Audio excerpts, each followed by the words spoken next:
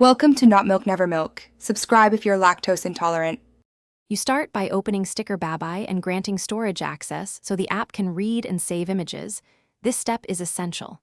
Next, select the images you already prepared at 512 times 512 or crop inside the tool for uniform results. Once done, name the sticker pack clearly so you can find it in WhatsApp later. You should also set an author name if prompted.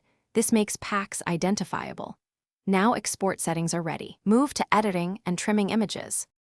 You now edit each sticker, remove backgrounds, refine edges, and resize to keep visual consistency. Use the erase tool for stray pixels and the crop tool to center subjects. This improves readability on small screens. Once images are clean, arrange the pack order and create or import a 96 x 96 tray icon so WhatsApp displays a crisp thumbnail. Then add emoji keywords or short tags to each sticker to speed up searches when you chat. You finish by tapping Add to WhatsApp and confirming the import when WhatsApp launches. This writes the pack into your sticker library.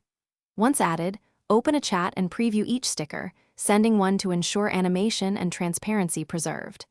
If a sticker fails to appear, make sure WhatsApp is up to date and restart the app.